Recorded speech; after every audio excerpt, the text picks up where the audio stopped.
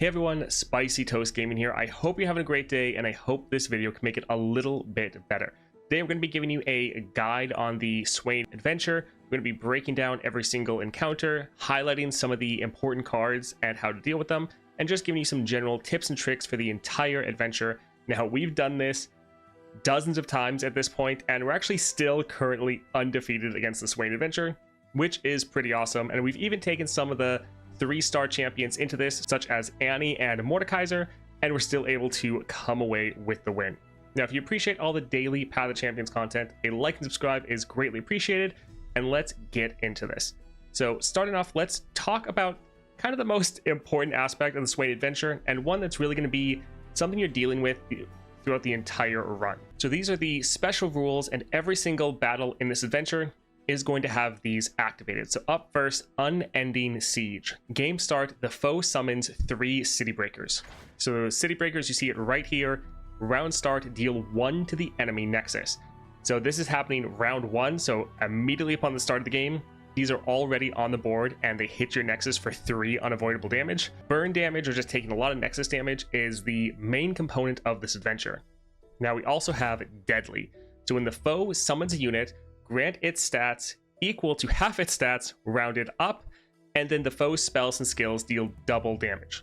So essentially all of their units are just a bit stronger. So these City Breakers are actually going to be a 2-8 instead of a 1-5, just because they are buffed up, and just all the opponents in this adventure are going to have increased stats just to further increase the difficulty.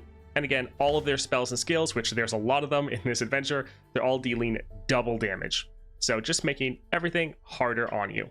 Now, there's also another modifier here that doesn't quite showcase, but almost every single encounter in this adventure is summoning another unit at the start of the game as well. There's only one challenge in the entire run that doesn't summon an additional unit at the start of the game. So not only are you having 3 City Breakers, you're also having another unit that's getting summoned at the start. Now, here's an example for the very first match, the Reckless Trifarian. As you see, it has that epic item, the Staunch Defender. Game start, summon 1 of me from your deck. And so every single encounter not only has these 3 City Breakers being summoned, they also have this additional unit being summoned from the deck. Now, it's not the Reckless Trifarian for all of them, that's just for the first one. So each one has its own unique unit that's being summoned at the start of the game. So you're having to not only deal with these 3 City Breakers, 1 extra unit, all of their units are being buffed up, and all their spells and skills are also dealing double damage. So this is the main issue with the Swain Adventure, and where the main difficulty comes from. It's just the fact that they have so many units right at the very start, and they're all having increased stats as well. Now, luckily, the City Breakers, their effect isn't actually a skill, it's just a round start effect. So that 1 damage isn't being increased by the Deadly modifier. And while this is fairly tough, there are definitely ways to work around it. So let's actually go look at some relics that can immediately help your win rate and help you throughout the Swain Adventure. Here we have our Swain with the 3 relics. So up first, Swain's Raven Army. Power, game start, drain 5 from the enemy nexus. So this is a great effect. You're healing 5 and you're damaging the enemy nexus 5 at the same time. So really nice. Great if you have Swain. This works fairly well on a lot of champions. That's kind of a better version of the Star Child Staff. But if you don't have that relic, you could always go for the Star Child Staff. Game start, heal your Nexus 5. The main difficulty of this adventure is just how much Nexus damage you're taking every single battle. Because you might be able to win, but if you win on low health, that's pretty rough. So having any form of sustain will really help you out. So throwing on a Star Child Staff, game start, heal your Nexus 5. If you're using any champion that might have some flex relic slots available where you can slot this in, that can really help you out. And the turret plating, this is absolutely fantastic. Your Nexus has tough. Now, this isn't a power, so your champion actually has to be on the board for this to take effect. So it's only really useful on some low-cost champions. You can make sure they're on the board the majority of the game. But making your Nexus has tough will dramatically reduce down the damage you're taking. For one, all the damage from the City Breakers is just completely nullified. It's absolutely fantastic. You can let the games go on much longer, and you're not just getting burnt down. So using this on a cheap champion such as Annie is fantastic. So one suggestion for completing this adventure is trying to find any sorts of sustain. So whether that is getting cards that have lifesteal, any cards that have health potion, or going for champions such as like Gwen that have a large amount of built-in sustain, that is all fantastic. But if you're playing a champion that doesn't have any amount of sustain, and you're not counting on getting lucky through the adventure, then some of these relics are very helpful, as they will mitigate the main drawback of this adventure. Let's now go break down all of these encounters, looking at their Nexus health, starting mana, and some cards to look out for, as well as the powers that they have. So up first here, we have the Reckless Trifarian. So their Nexus health is 40, and they have 3 starting mana. Now for their power, the player's damaged units can't block, which, since the enemy's gonna have some pretty big units, not blocking can definitely be a downside. So having any form of control to try to still keep the enemy from attacking you, or reducing down the damage of their attack through frostbites or things like that, can be very helpful, because you often won't be able to block. Now, some of the important cards to look out for in this challenge, as you see, we have the Reckless Trifarian. They are going to be summoned at the start of the game, so that is the one additional unit that's getting summoned you need to look out for. Then they also have their Legion Rearguard. Now, the main thing you need to watch out here is that Challenger. So if you're playing someone that is a cheap champion, that might be your champion that has the turret plated on them, like if you're running Teemo or Annie, you need to watch out for this unit and not let them grab your champion with that Challenger and kill them. So that's definitely a card to look out for. Then we have the Tribeless. Pretty big unit, has that tough, so it'll be hard to kill. And their effect of attack deal 2 to all battling units, that's going to be damaging all of your units, or at least all of your battling units, so any of your blockers. Since that's going to be damaging them, they won't be able to block in the future, so definitely be aware of that. They also have Shiraza. So this deals double damage to your Nexus, so another target you really have to be sure you can lock down. Either kill them, keep them attacking, make sure they have block. The good thing is they don't have elusive or tough or way to get around your blockers, but if your units can't block from that power, they can really do a lot of damage to you. Overall, not that difficult of an encounter, but this will be the first encounter you have after you get your starting power. Now, once you complete that challenge, you're going to go up, get your support champion, and then you're going to have a branching path. Either go up to the Minotaur student or go down to the Legion Marauder, and we'll break down both of those right now. So up first, we have the Minotaur student. Now, they have the health of 50 and the same starting mana of 3. Their modifier is game start. All players summon a Minotaur student. So this one will actually be able to benefit you slightly, especially if you're one of the champions that has Minotaur student in your deck, such as, I believe, Annie as well as Jhin. Now, the enemy's Minotaur student, though, does have all those extra stats, and their Magic Embers, remember, will be dealing double damage from the deadly modifier. Now, they also summon the Raven Bloom Conservatory at the start of the game. So this, every time they play their spells and skills, they are counting this down. Once it counts down, it creates their tie bulk in hand. Probably butchering that pronunciation. But that card, as you see, has Black Cleaver and Overwhelm, so it's going to be an absolutely massive card hitting their board, and it's also just further increasing all of the damage of their spells and skills. So this is one where you're on a little bit of a timer. You don't want that conservatory to count down, and then if it does, you better be planned to deal with this massive Overwhelm unit that is hitting the enemy board. As far as some other cards to look out for, though, we have the Prefect, which has a solid amount of stats, and then again, it's just going to keep scaling up, and it also has that Overwhelm and Fearsome, so it's going to be hard to block. Then we also have the Let Loose, fast speed, deal 8 to a follower, and then since this is a spell and skill based deck, we're also going to have plenty other removal spells and units with skills as well. These are just some of the more important ones to highlight. Moving on then to the Legion Marauder. So again, starting health of 50 and starting mana of 3. Their modifier, here they come when the foe summons a Legion Marauder. They shuffle a Legion Marauder into the foe's deck. Now, Legion Marauder is also the card that they're summoning at the start of the game, and they have the effect of attack, grant allied Legion Marauders everywhere 1/1. So you really want to keep these units from attacking if at all possible. Again, having some solid removal or control is fantastic to just keep them from attacking, but they are going to be pretty hard to kill because, as you see, they have that Deathless. So when they die, they're going to get revived. They're going to be pretty hard to take out. They also have Iceborne Legacy. So 3-cost focus speed, grant an ally and all allied copies of it everywhere 2/2. So obviously a way that they can buff their Legion Marauder and just buff all of them in addition to their attacks. They also have Strength in Numbers. This is one of the most important spells to look out for because it's an 8-cost and it has double health potions. So this is going to be giving them 16 health back. So a absolutely massive heal, also summoning 2 more Legion Marauders. So this one can definitely be very rough to deal with and one you really need to be looking out for. And then they do have the Whirling Death just as a bit of removal based on their Marauders. So really a encounter, you just want to shut the enemy down as much as possible.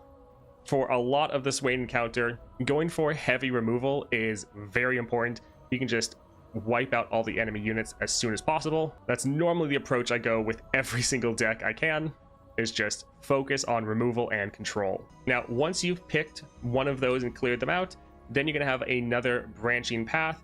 You can go up to the Lord Broadman, or you can go down to the Crimson Aristocrat. Now, the 3 nodes in the middle, those are going to be randomized every time, but let's take a look at both of those encounters. So up first, Lord Broadman, again, 50 starting health and 3 starting mana.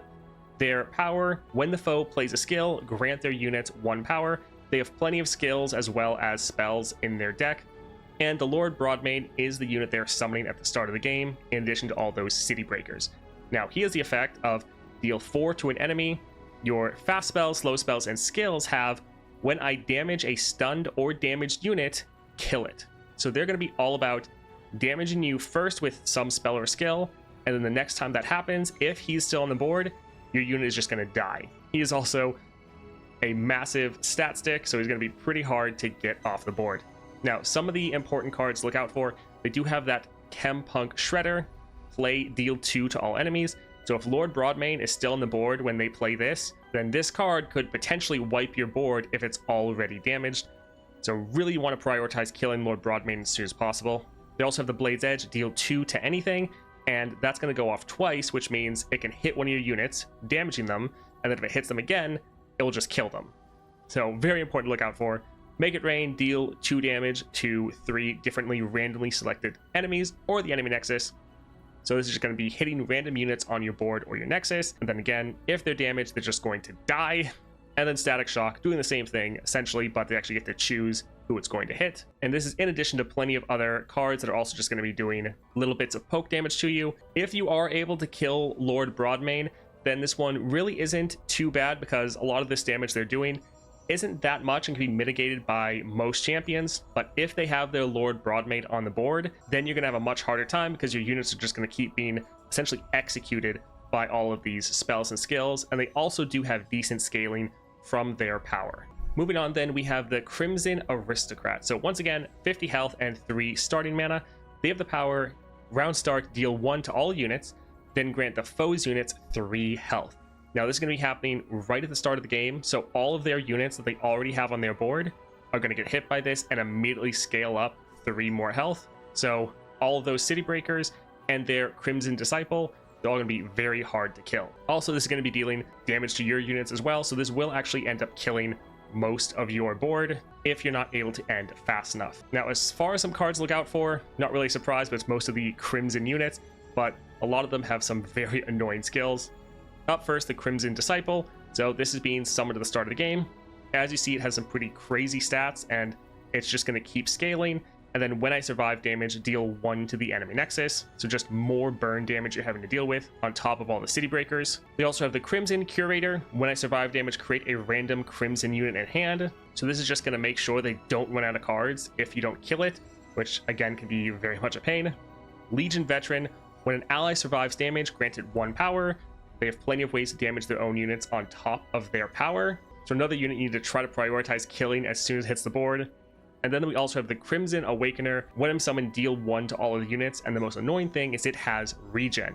So not only does it have a lot of stats, it's damaging the whole board, triggering all those damage effects. And if you're not able to kill it quickly, it's just going to keep scaling, getting more health from their power. And with that regen, it's going to be so hard to kill. So they have a lot of very big units. So if you're playing someone like Annie, where you can use your Disintegrate to just flat out kill a unit, or someone like some of the Shadow Isles like Kindred, where they have a lot of kill effects that don't matter about health, this is going to be a pretty good place to go.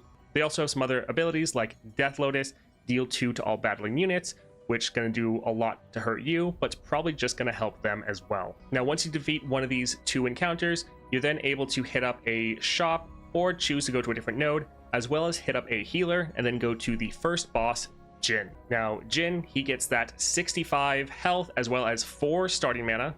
He has a modifier of the player's units have Nexus Strike, create a fleeting Blade's Edge in the foe's hand. Now remember, from the deadly power, those Blade's Edge are actually doing double damage, so they're doing 2 instead of 1. Now, as far as some pretty annoying cards to look out for, We have Jin that's getting summoned at the start of the game with that spell shield. Overall, not that terrible as far as items on him, but will make him a little bit harder to kill. They also have the Shady character as a 2 cost. So pick a follower, transform me into an exact copy of it. This one can be pretty rough because it's either going to copy one of your good units, or if you don't have any units on the board or none that thinks is worthwhile, it'll just turn itself into another city breaker that's just doing more damage to your Nexus. So fairly annoying card. Also have the Chempunk Shredder once again. This one not as bad as in the Lord Broadman, but again just hitting your whole board for 2 damage. Pretty annoying. We also have the Maker with that extra amount of stats. Recall a unit with less power than me, so they can use this on their own units if they need to, but they're normally going to be using this just to get rid of one of your units. And then Yone the Wind Chaser. Stun 2 enemies. He just has those massive amount of stats from the deadly power. Overall, for Jin, a lot of his cards aren't as terrible as a lot of the other ones throughout this adventure, but they are still pretty annoying because a lot of them just have massive stats, and Jin has a lot of different removal spells and units with skills, but it's not really that difficult compared to how the Jin deck normally is. They didn't add too many crazy modifiers here, although the Shady character is quite annoying. Now, once you defeat Jin, you have another branching path, so you're going to get a power, and then you can go up for the Minotaur Reckoner, so the vicious enemy, or you can go down for the Stagehand. Stagehand, much easier as you would expect, but if you want to challenge, you can go up and challenge that Reckoner. Now, for the Reckoner, things start getting a little bit crazy. So 90 starting health and 5 starting mana.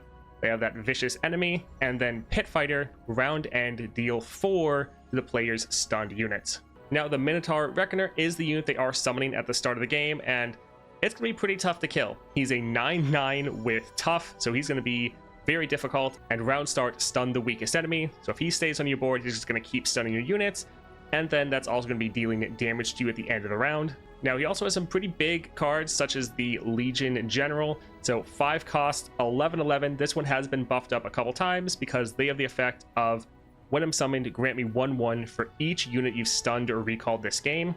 So this is just going to keep scaling the longer the match goes on. And it also has that Overwhelm, so it's going to be very hard to block this. They also have the Glinthorn, so another 6 cost, 9/9, so massive stats. And this has that mana deposit, so they can play this and then completely refill their mana. And since this costs 6 mana, and they start with 5 mana, the round right after they start, they're able to play this, and then attack, stun all damaged enemies. Another unit you really want to keep from ever being able to attack. The most annoying card that they really have, though, is that Guile. So 1 cost, slow speed, stun an enemy, but it has 2 elixirs of skill, so that when you play this, you're going to draw 2 cards. But it also has Grifter's Deck, so it's shuffling multiple copies of it back into the deck. As the match goes on, they're just going to keep playing this, drawing more cards, drawing more of these Guiles, and just continually stunning all of your units. This is definitely a very difficult encounter that you really don't want to mess with unless you're doing a really strong run and you have like a 6 or 5 star champion that's just absolutely destroying the adventure so far. But this one is definitely tough. Now, if you want to avoid this challenge, which is probably smart, go ahead and go for the Stagehand. This one has 80 health and 4 starting mana, so still quite a lot. It has the modifier, though, of when the foe stuns an enemy, give their strongest unit 2/1 this round. So they have a lot of ways to stun your units, but they also have a pretty interesting playstyle of just wanting to buff up their hand and also their board. So the card that they're actually summoning is the Green Glade Lookout. So strike, reduce the cost of the most expensive unit in the hand by 1. It's just going to be a 3/3, so not that intimidating compared to many of the other cards that's getting summoned at the start of the game. And while they do have the Stagehand, play stun an enemy with some decent stats, and have like Steel Tempest to stop you from attacking. They also have some other stuns in there as well. Most of their deck is actually these cards that are focusing on buffing up their units. So like the Inspiring Mentor, play, grant an ally in hand 1 power, Keeper of Masks, when I'm summoned, give other allies 1 power this round. Overall, this is probably one of the easiest encounters in the entire run. They can normally drag the match out just because of all of their stuns, especially those Steel Tempests, but overall a pretty easy encounter. That being said, if you're not able to kill their units fast enough, they're just going to scale up to pretty ridiculous amounts, so definitely be aware of that. Now, once you defeat either the Stagehand or the Reckoner, the paths are going to converge back on a shop, and then they're going to split again. So you have the option to go up and get the Maker, or go down for the Glory Seeker.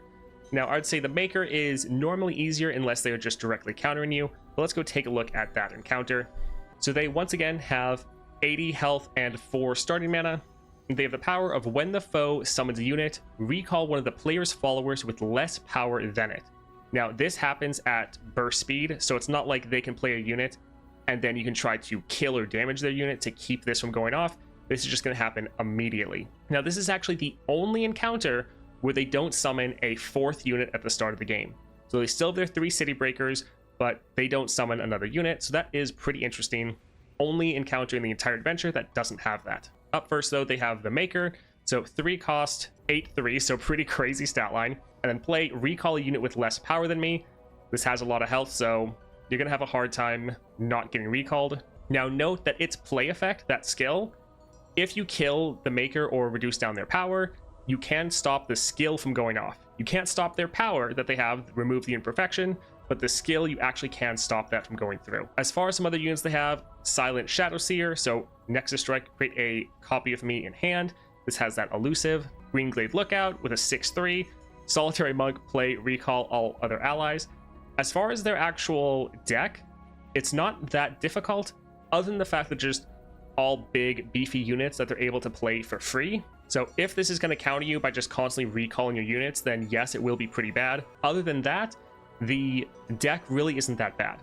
Now, they do have that Solitary Monk that's going to recall all their other allies, and it is a elusive, so they can potentially use that to recall their Makers, or just any of their units with large amount of stats to once again play them and recall your units. So you will have to be a pretty high tempo deck that can rush them down pretty quickly, because otherwise they're just going to constantly recall your units. But other than their stat stick of units, it's not that difficult of an encounter. Next up then, we have the Trifarian Glory Seeker. So once again, they have that 80 health and 4 starting mana, and they have Militant March. So when one of the foe's units strikes for 5 or more power, grant it 2/2. So pretty much all of their units are above that 5 power threshold. Now we have the Glory Seeker. This is getting summoned at the start of the game with 8/2 as far as stats, as well as Quick Attack and Challenger. This is going to be a pretty deadly unit, and while it is pretty weak to kill right away, if you don't kill this and it's able to get strikes off, it's just going to be scaling. And with that Challenger and Quick Attack, it can easily kill your units. Now, as far as their other units, it's just a bunch of Noxus units that are all above that 5 power threshold. So 2 cost Trifarian Hopeful with an 8/3, 3 cost Shieldbreaker with a 9/8, Thorn of the Rose 3 cost 8/2. So as you're seeing, it's just a lot of relatively cheap units with high stat lines. The main card you need to look out for is that Bloody Business. So normally a 4 cost, fast speed, an ally with 5 or more power strikes an enemy. But this has Reputation I cost 2 less. And this also has Grifter's Deck and that Guile. So this is going to be shuffling more copies of itself into their deck, as well as drawing another card. Now, once they get that Reputation effect off, which is units with 5 or more power striking an enemy, if they get that off 4 times, then these get discounted and they can start playing these for free once the Grifter's Deck starts kicking in and they start summoning 1 cost versions of these that are then getting discounted by 2, so they can play it for free. So this is a challenge that if you can kill or shut down with Frostbites their big units with 5 or more power, then it can be very easy.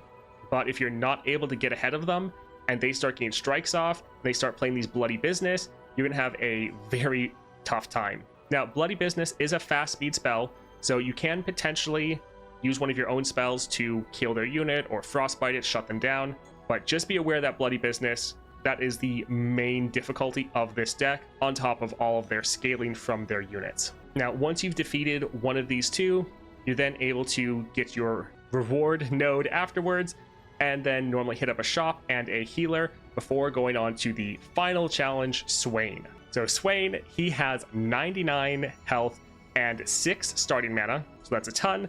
He also has the Suffer power, so round start deal 3 to all the players' damaged units. And of course, Swain is the card that is being immediately summoned, and he has Black Cleaver. So he is absolutely massive. The City Breakers, their damage to your Nexus, all counts towards his level up condition, as well as the Suffer damage, so he's going to be leveled very fast. Once that happens, he's going to be stunning your board with any out of combat Nexus damage, so like the City Breakers. So if you can't kill the City Breakers, Swain just stuns 3 of your units at the start of the game. So Swain is very difficult. One of the main cards to look out for is their Legion Grenadier. They often play this as their very first card. So 2 cost 8/6 with Reckoner's Mark. So it'll just immediately strike and often kill one of your units. And then Last Breath, deal 1 to the enemy nexus. So very tough card. They also have the Captain Clarix. Pretty sure I butchered that name. But Overwhelm and Elusive. So Nexus Strike, deal damage to the enemy nexus equal to half its health rounded up. So obviously this is a unit you cannot let hit your Nexus, because that Nexus Strike is going to absolutely destroy you. And this is another card that they often play as their very first card. So really, round 1, they're putting a ton of pressure on you. You really have to be able to meet that pressure and shut it down immediately. Also note that they're City Breakers. They also have Spell Shield. This is the only encounter where the enemy City Breakers have that Spell Shield, but it's just making them a little bit tougher to actually get off the board. Now, Swain is quite a bit of difficult cards to look out for as well, so Iron Ballista keeps going. A 3 cost 6/5 with Overwhelm, and it actually has the Ravenous Hydra, so when you play it, or when they play it, it deals 1 damage to all of your units. That damage works for Swain's level up condition, and it just is damaging your whole board, so that Suffer power is going to kick in, dealing 3 damage to all your damaged units at round start. They also have the Glinthorn with the same relic, so Ravenous Hydra is going to damage all your units. It also has the Attack, Stun all damaged enemies, so when this attacks, pretty much going to stun your entire board since it just damaged them, so that's pretty rough. They also have Captain Farron, which is a 12/12 with Overwhelm. This has the mana deposit, so that when they play it, they just get all their mana back. And remember, those Decimates are going to be dealing double damage from the Deadly Power, so that's going to be pretty rough. They also can drop down the Leviathan. This has that Overwhelm. When I'm summoned, draw a Swain. So more ways for them to have more Swain in their hand. And they also have the round start, deal 1 to the enemy nexus twice. So this is kind of functioning as a better City Breaker. Again, if Swain is on the board, that damage is going to cause him to stun your strongest 2 units. So it's also giving them a large amount of control. And remember, when they're stunned, they're going to be using Swain's champion spell, his Ravenous Flock, a 1 cost, dealing 8 to your damaged or stunned units. And remember, it's dealing 8 because of that Deadly Power. So again, their spells and scales are dealing twice the amount. And then they also have a lot of removal spells, such as the Weapons of the Lost, deals 6 to a unit to summon a Trifarian Shield Breaker. So the Swain Encounter, almost every single one of their cards has just some crazy upgrade on it to really ruin your day. I will say the Swain Encounter, he can actually run out of cards. So if you can last long enough and just survive their aggression, you can actually stabilize and then end up doing fine, because they just will run out of cards to play, which is fantastic. Normally, you'll be dead before that happens. Now, the best ways I've found to deal with Swain, as well as just the entire Swain Encounter, is number 1, sustain. Trying to either have a champion that has sustain naturally, or try to pick up sustain throughout the run, whether it be lifesteal, health pots, drain effects, just any sort of sustain will really help you out. Now, I'm not saying Swain is required. I have been able to beat the adventure with having a champion that has literally no sustain, but sustain will definitely help you out quite a lot. Now, one note, if you're not playing a champion that has sustain naturally, for your support champion, you can try to pick up a Ionian champion, because Ionia has a lot of lifesteal in it, and so if you grab an Ionian support champion, you're more likely to see a lifesteal Ionia unit as after battle rewards or in a shop or something like that. Now, on top of having sustain, having some sort of control, be able to control the enemy units, and especially control paired with some amount of removal, because they have a lot of units. Almost every single encounter has units you need to get off the board right away. Normally, those City Breakers are a prime target, but often the encounters will also have an additional card that'll just ruin your day if it's able to stay on the board. So sustain, control, and removal are all very important, but also being able to have some amount of early aggression or just early game power to be able to stabilize. These encounters, they're starting off at 3 mana, but it goes up to 6 starting mana. So even if you have a completely maxed out champion with like their 5th star power giving you that extra mana, and even if you're running a champion that can get up to 4 starting mana, you're still not going to be able to match this entire adventure. So being able to have some early game presence in order to just control the board, stabilize, and just make sure you don't fall behind. Now, again, for most of these encounters, once you're able to catch up, it's not too bad, but getting to the point where you have the enemy board cleared can be very difficult. All right, so that is the adventure, but who do you want to take to beat it to actually get the rewards? Well, for the rewards for this adventure, there's currently 5. Hopefully they increase that in the future, but right now there's just 5. And for the regions you need, there is 2 random ones you can just go with pretty much whoever you want. So the 3 that you're actually forced to play is Ionia, Demacia, and P&Z or Piltover and Zon. Now these will be some champions that worked out for me, but obviously this is going to be very different for everyone just based on your own skill level with each champion, as well as just what relics you have and what constellations you've been able to fill out. But for Ionia, I went ahead and used Yasuo. He worked out pretty well. Being able to have that level of control, be able to keep the enemy from doing a lot of extra damage on top of their city breakers, definitely helped. And then with this build, you're able to get Yasuo on the board very quickly and try to use his board wipe to stabilize early on. And really with these encounters, once you're able to wipe the enemy board, you can normally control it pretty easily from there. Now for Demacia, I went ahead and used Morgana. Did take a very long time, but she does have a massive amount of control. And then with that lifesteal, she was just able to sustain up, and so she could leave every fight at max health, which is something pretty important you should do. If you do find sustain, you often want to take a match, maybe a round or 2 longer, just so that you can fully heal up, so you're better off for the next match. Don't necessarily try to end these matches as soon as possible. You want to end these matches as healthy as possible. So maybe that means ending it as fast as possible, but it might mean taking your time to go a couple extra rounds just so you can heal up. Morgana, though, while slow, did work out pretty well. For P&Z, I used Jinx. Jinx, very strong and can potentially wipe the board in the very first round. So she's who I took in for P&Z. And then for the just flex pick, for you to be able to take whoever you want, you can go ahead and use Swain. I think he works incredibly well in this adventure. And then as the last flex pick, we have Aurelion Sol. Now, to be honest, I actually haven't taken Aurelion Sol into this adventure, so I've been testing out with many other people because I have full confidence that Aurelion Sol can beat it. And from everything I've heard, Aurelion Sol absolutely dominates, as is to be expected. Now, these are some suggestions on who to take in to beat the encounter, as well as some suggested builds. But obviously that is going to vary based on your own account and your own preferences for your champion. So don't feel like you have to use these champions. It's just some that I found worked out pretty well. Now, if you want to see any gameplay of what it's like to go through this challenge, there's plenty of videos up on my channel, and I have more coming out, including some of those runs with some of the weaker or 3-star champions, such as Mordekaiser and Annie. Those will be coming out later in the week. I hope this video helped you out. If it did, a like and subscribe is greatly appreciated, and I hope you have a great day.